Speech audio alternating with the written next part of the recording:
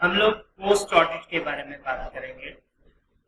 Cost audit क्या चीज़ है, क्यों होती है, कहाँ होती है, क्या पर्पस है, कहाँ एप्लीकेबल होती है, किस तरह की जाती है। आपका सीएमए फाइनल में ये पेपर बहुत इंपॉर्टेंट पेपर है, कोर सब्जेक्ट है cost audit.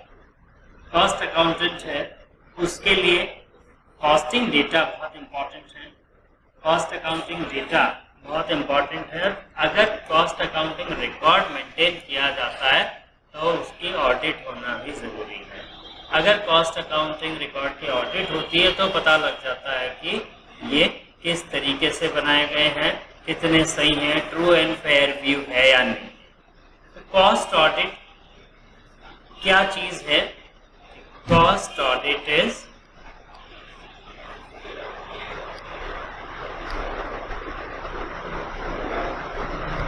audit of cost records of a company। कोई भी कंपनी है उसके कॉस्ट रिकॉर्ड्स की ऑडिट कॉस्ट ऑडिट है। अब कॉस्ट ऑडिट कहाँ से शुरू हुई, क्या पर्पस है, क्यों करते हैं, इस पे आता हूं मैं। सबसे पहले आप देखिए, इंडिया में 1959 में कॉस्टिंग प्रोफेशन को एनकरेज करने के लिए institute of cost and works accountants of India generate की गई, एस्टेब्लिश हुई institute of cost and works accountants of India in 1959। उसके पीछे पर्पस क्या था कि गवर्नमेंट ये चाहती थी कि हमारी इकोनॉमी फास्ट ग्रो करे,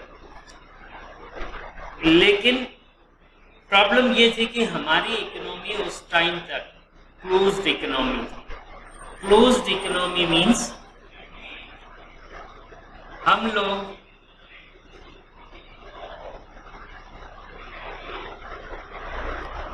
ना हमारी इंडस्ट्री बाहर काम करती थी फॉरेन में, और ना हम फॉरेन की इंडस्ट्रीज को इंडिया में काम करने देते थे। तो ये हमारी इकोनॉमी का जो कंसेप्ट था टोटली क्लोज था। मींस हमारा पैसा है, केवल इंडिया का पैसा है, वही इंडिया में घूमता रहता था। तो वो बहुत ज़्यादा ग्रो नहीं कर पाता था, ग्रोथ नहीं थी। तो आप देखिए उस टाइम पे 1950s के दौर में हमारी इकोनॉमिक ग्रोथ है 50-60s में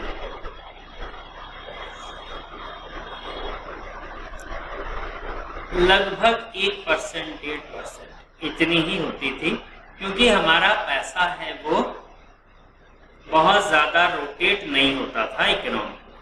हमारा बैंकिंग सिस्टम इतना स्ट्रांग नहीं था उस टाइम पे, बैंकिंग फैसिलिटीज़ नहीं थी, तो लोग उस पैसे को, जो भी पैसा उनके पास होता था, वो अपने पास ही रख लेते थे, उसको खर्च नहीं करते थे। यानी पैसा है वो इकोनॉमी में बहुत ज़्यादा तेज़ी से सर्कुलेट नहीं होता था, इसलिए इकोनॉमिक ग्रोथ की रेट कम थी। हमारी क्लोज्ड इकोनॉमी थी, तो हम बाहर से किसी को अलाउ नहीं करते थे, दूसरी किसी कंपनी को अलाउ नहीं करते थे। जब दूसरी कंपनी को अलाउ नहीं करते थे तो डेफिनेटली वो जो कोई बिजनेस यहाँ करती, उससे जो कुछ भी मनी जनरेट होती वो नहीं हो पाती थी उस टाइम। उसके पीछे शायद सोच ये रही होगी कि बड़ी मुश्किल से अंग्रेजों से आज़ादी मिली, अंग्रेज भी आए थे बिजनेस करने और कंट्री पे कब्जा करके बैठ गए। इसी तरीके से अगर किसी और को भी परमिशन दी गई तो हो सकता है वो भी कब्जा करके बैठ जाए। इसलिए हमारी इकोनॉमी थी वो उस टाइम पे क्लोज्ड इकोनॉमी थी। तो क्लोज्ड इकोनॉमी होने के कारण हम लोग क्या करते थे, हमारा पैसा है वो इंडिया में ही रहता था। हमारे पास टेक्नोलॉजी बहुत ज़्यादा एडवांस नहीं थी।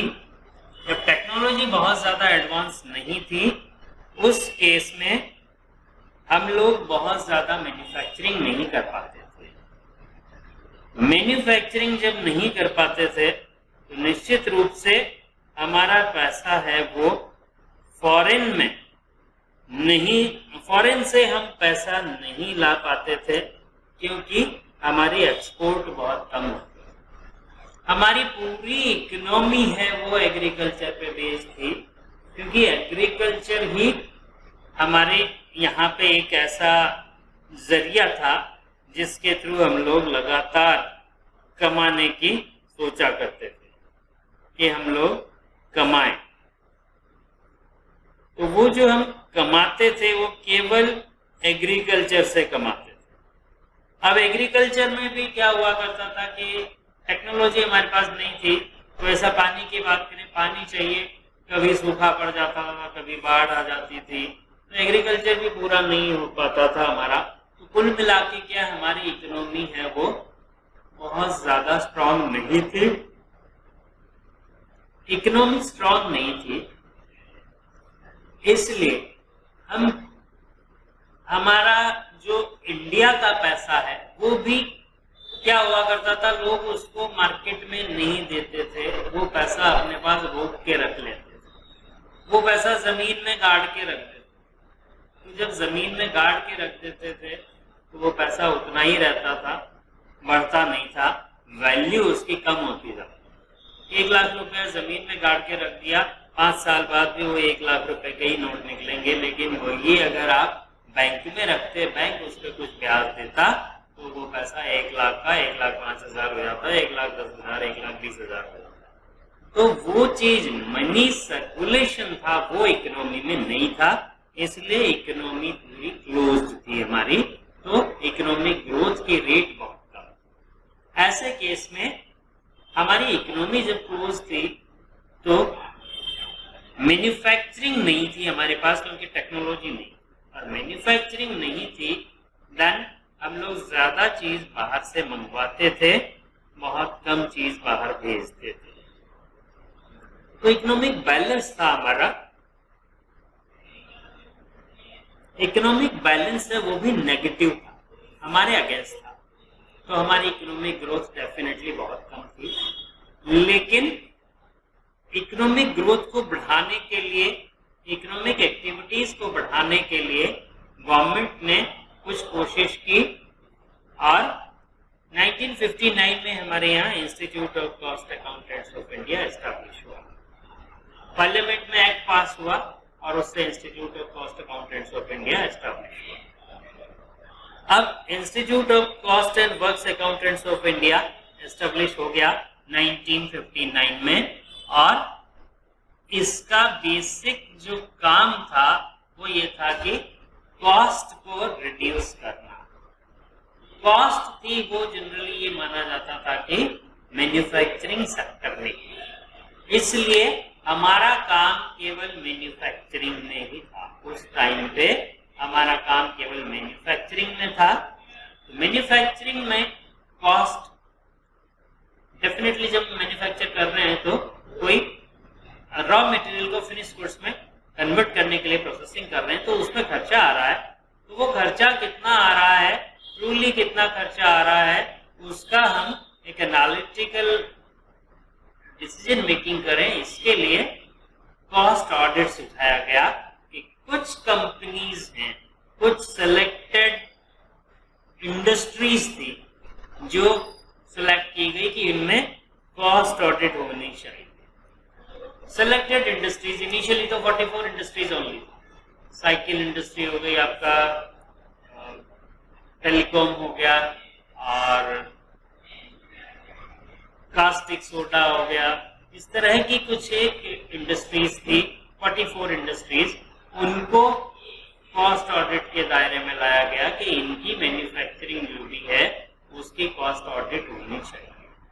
यहाँ से कॉस्ट ऑडिट की शुरुआत, बहुत छोटे से लेवल पे, ओनली 44 इंडस्ट्रीज वर covered under cost audit initially, केवल 44 इंडस्ट्रीज थी।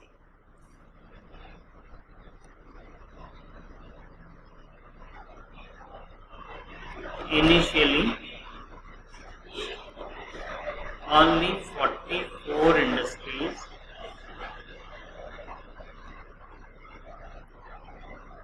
were covered under cost audit. Only 44 industries were covered under cost audit. तो बहुत ही कम स्कोप था कॉस्ट ऑडिट का, क्योंकि केवल 44 इंडस्ट्रीज थी, वो भी बहुत ज्यादा नहीं थी, इंडस्ट्रियल यूनिट्स बहुत कम थी, तो कॉस्ट ऑडिट का स्कोप काफी कम था। लेकिन जैसे जैसे हमारी इकोनॉमी ओपन हुई वैसे वैसे मैन्युफैक्चरिंग बढ़ी, सेकेंडरी सेक्टर डेवलप हुआ। पहले केवल प्राइमरी सेक्टर था, फिर सेकेंडरी सेक्टर डेवलप हुआ। सेकेंडरी सेक्टर जब डेवलप हुआ तो मैन्युफैक्चरिंग बढ़ी, मैन्युफैक्चरिंग एक्टिविटी बढ़ने के साथ ही हमारी यूटिलिटी भी बढ़ती गई। कॉस्ट एंड वर्क्स अकाउंटेंट्स की यूटिलिटी बढ़ती गई। वर्क्स जैसे जैसे बढ़े, यानी फैक्ट्रीज जैसे जैसे बढ़ी, वैसे कॉस्ट अकाउंटिंग का प्रोफेशन बढ़ता चला गया। धीरे धीरे धीरे धीरे हमारी इकोनॉमी जोर पकड़ने लगी और 21वीं सदी में आके उसने एकदम तेजी पकड़ी और हमारे यहाँ पे टर्शरी सेक्टर, सर्विस सेक्टर, वो भी बढ़ने लगा। Secondary sector of economy, that is manufacturing,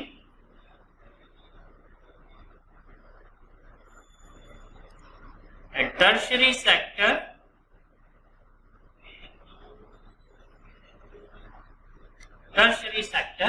that is service sector।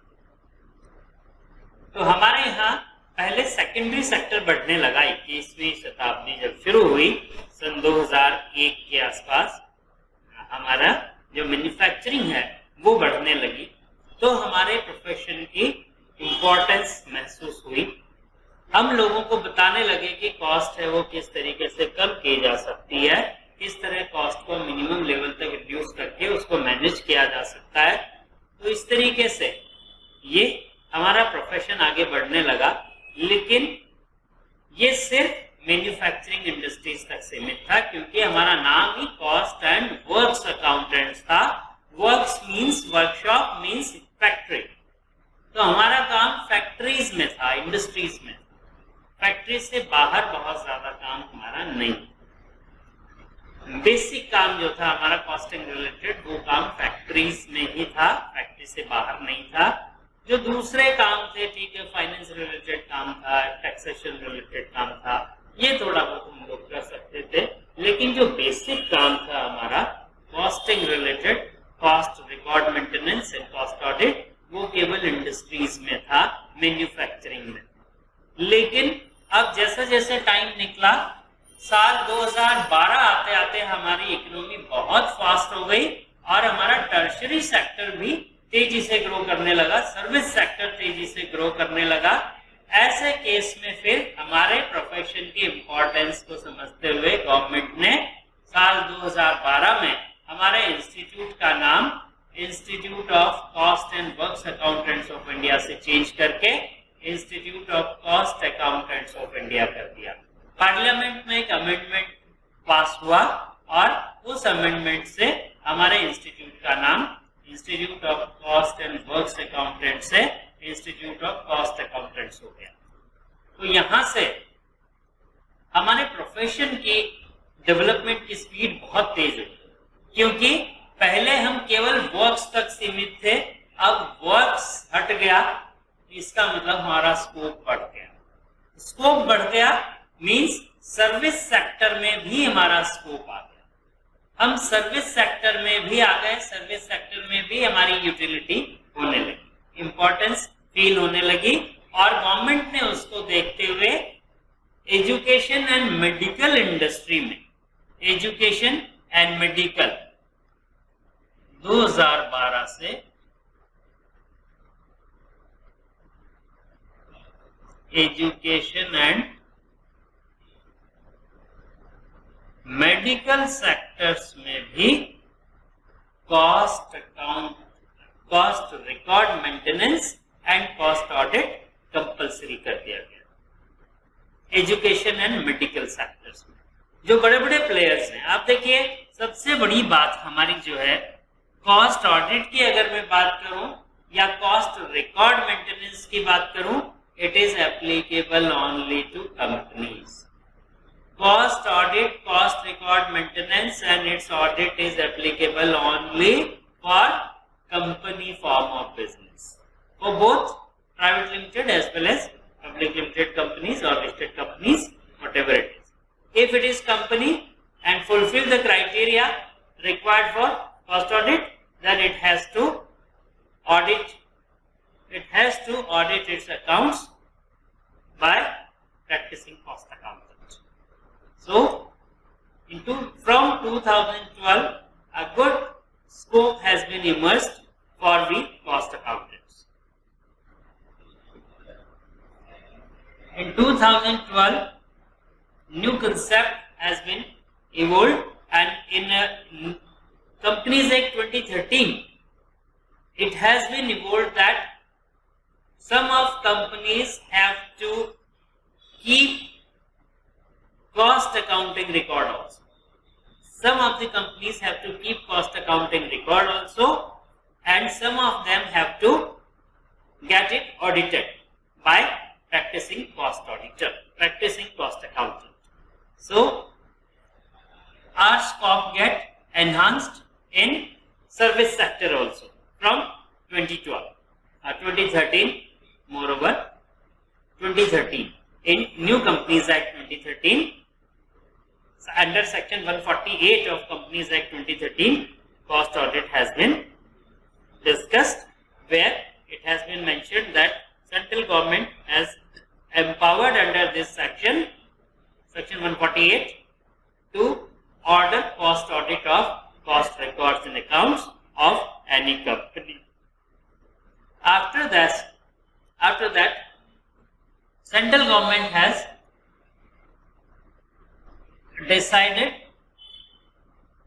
to have cost audit report of certain companies. It has divided companies in two parts.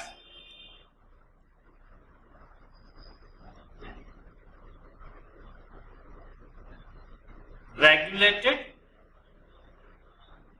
and non-regulated companies. Regulated companies are those which are governed and regulated by central government. These includes some specific industries, just like telecom industry or cement industry, such kind of industries, sugar and alcohol, such kind of industries which are getting regulated by central government. So such companies which are regulated by central government, or some companies which are not regulated by central government, means private sector companies, these have been mandated for auditing their cost records, for maintaining cost records and auditing them through independent practicing cost auditor. So for regulated industry, the limit is 50 crore overall turnover of a company,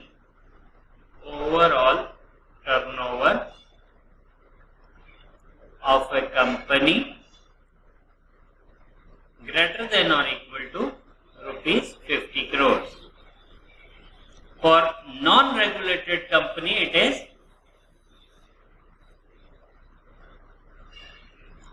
overall turnover of a company of rupees 100 crores, greater than or equal to rupees 100 crores.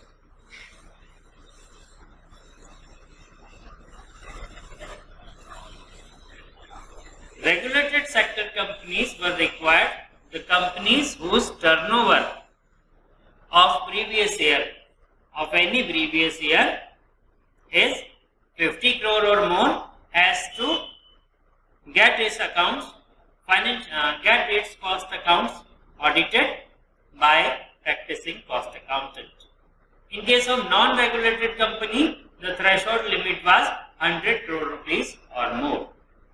Now, one important thing, most important and different from financial audit, statutory audit, is that cost audit is conducted product wise, not company wise.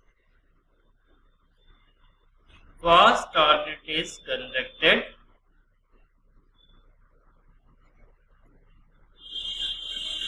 product wise. It means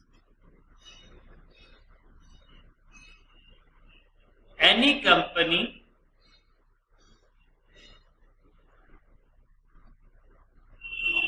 which is under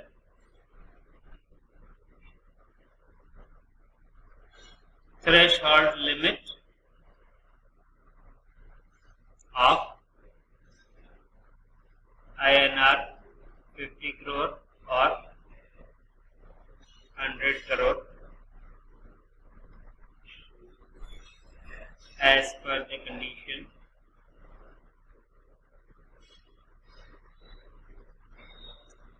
Any company which is under threshold limit of INR 50 crore or 100 crore as per the condition is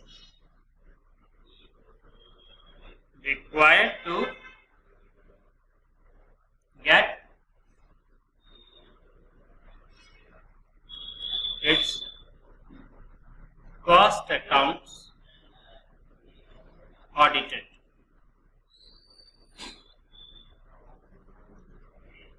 Now,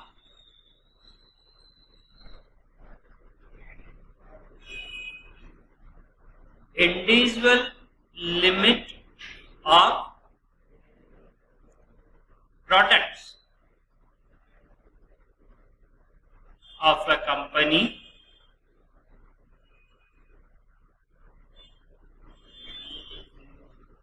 whose accounts, whose cost records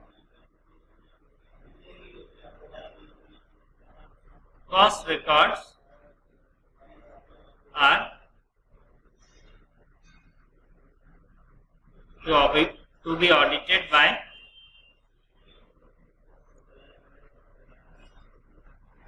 practicing cost accountant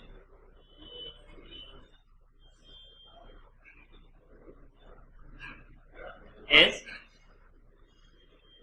for regulated companies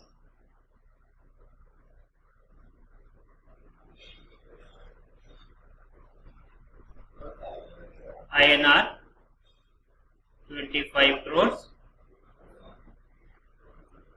and for non-regulated companies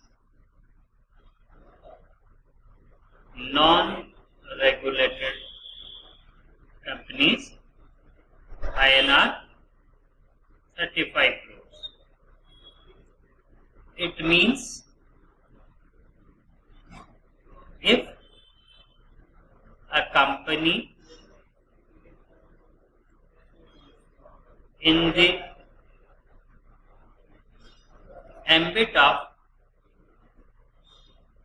cost audit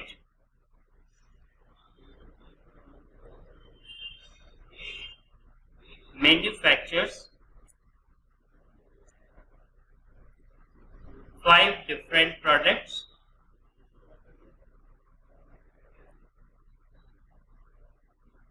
where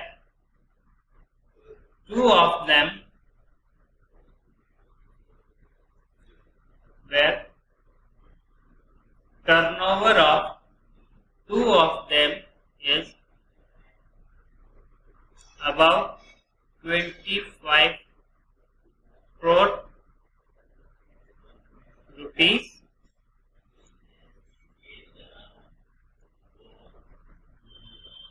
regulated company, or above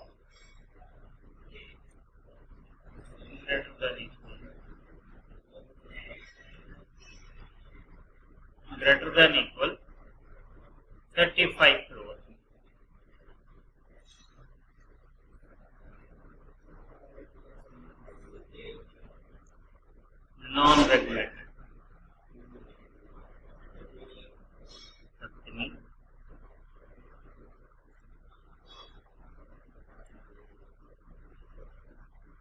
In this situation,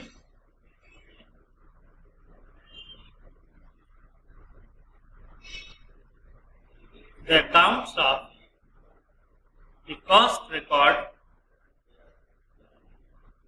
of two products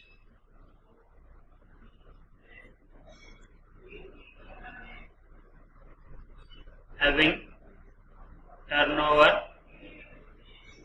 of more than 25 CR or 35 CR, as case may be,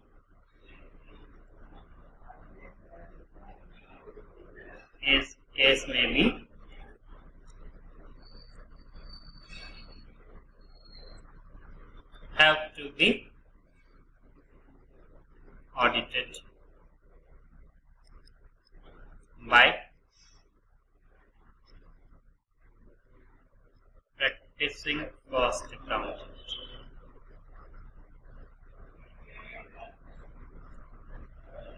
Other products